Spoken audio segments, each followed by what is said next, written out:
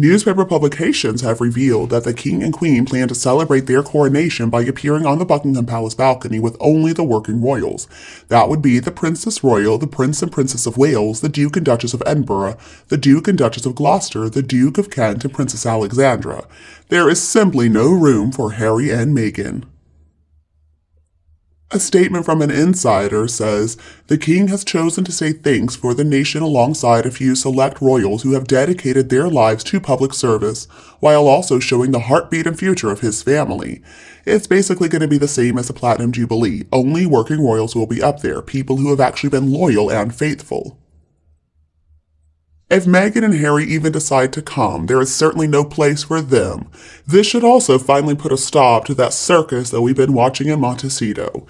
It doesn't really matter how hard the two of them have tried with their PR campaigns. They're demanding supposedly a public apology from the King for how Meghan was treated by the royal family. Yeah, ain't gonna happen.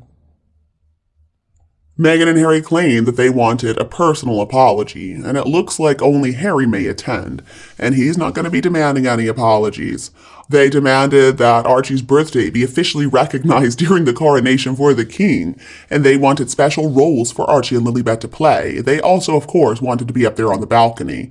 Well, the King didn't want to meet with Harry while Harry was in the UK, and Harry has refused to RSVP. If Meghan and Harry do show up and they don't have any prominent seating, they don't get to be on the balcony, they don't get a coach ride, I think that would be the biggest snub imaginable. So my guess is they're going to come up with some kind of pathetic excuse to not come. I think they would much prefer to just stay home than be humiliated by being relegated to the cheap seats and being booed once again by the public. But you know, they're going to try to spin it to make themselves look like the victims in all of this. Meanwhile, the citizens of the UK are going to be heaving a big collective sigh of relief. And the thing I love most about this is that nobody is going to buy into their victim narrative anymore. They have been officially exposed. Their narrative is old, and people simply do not feel bad for them because they're a couple of spoiled babies. People in Canada, Britain, and America as well are all just struggling to stay afloat right now. Times are tough. And these two pathetic, rich, whiny babies are so insensitive to real people's struggles, and they're basically just making fools out of themselves in the process. As far as I'm concerned, this is already a done deal. I think Meghan and Harry are realizing now they failed in their mission to derail the coronation. Everybody is just ignoring their garbage by not responding. And you know what? I think they have responded as far as I'm concerned. There shouldn't be any plans made for their inclusion in any part of the coronation festivities whatsoever. They have given the middle finger to these proceedings and the magnitude of this moment in British history, so all right then, they can just stay home.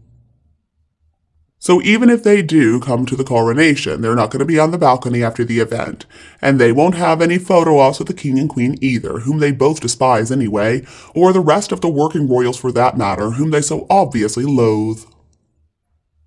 And I think the security working for the royal family will do a great job of checking Meghan and Harry carefully for recording devices, because we all know how they love to take photos and record anything having to do with the royal family, without permission, of course, so that then they can turn around and sell that information to the highest bidders.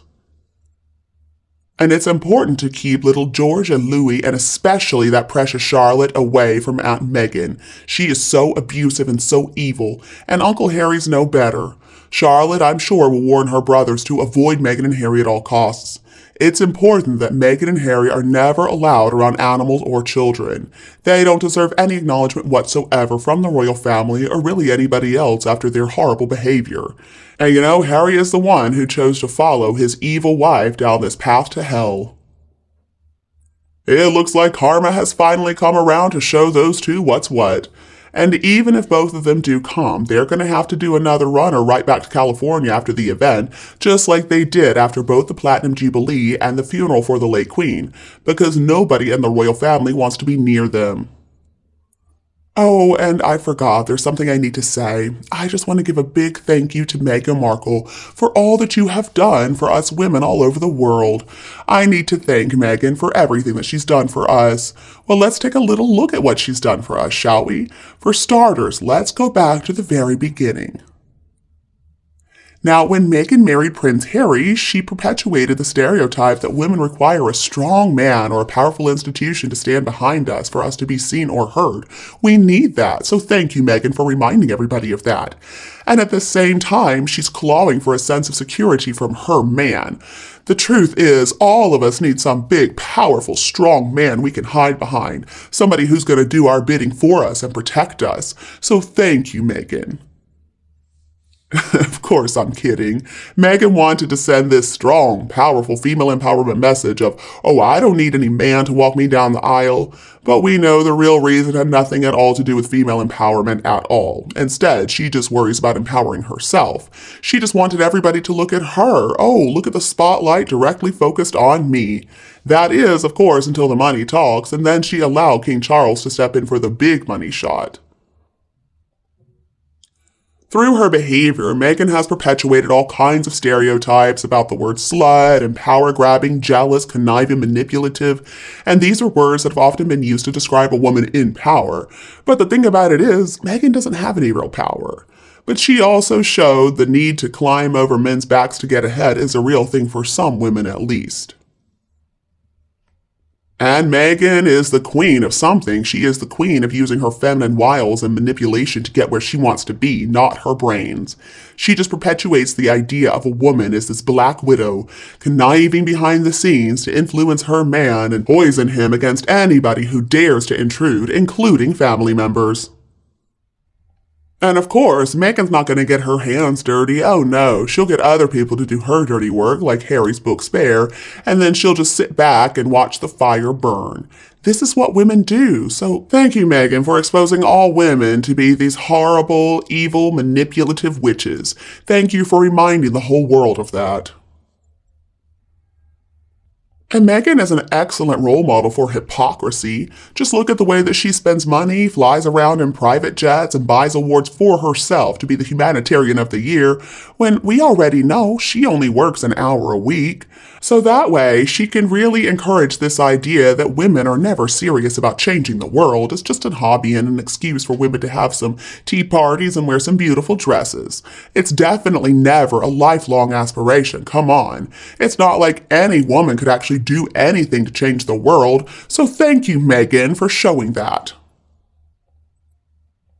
Now, there is one thing that Meghan has done for women. Don't forget the way that she wrote on bananas, and that peel ends up in the garbage too. My ending thought here is that obviously Gloria Steinem has misunderstood who Meghan is. I mean, maybe Gloria Steinem is suffering from dementia or something. Maybe she thought that Meghan was her caretaker helping her down the stairs to her car, because surely she would never want to be seen in a photo with this horrible hypocrite who has sent men's perception of women back decades at least. Thanks, Meghan, but no thanks. And you, what do you think about Harry and Meghan? Please tell me your opinion below in the comments. If you think my video is useful, don't be afraid to like and share it with anyone else who would enjoy it. And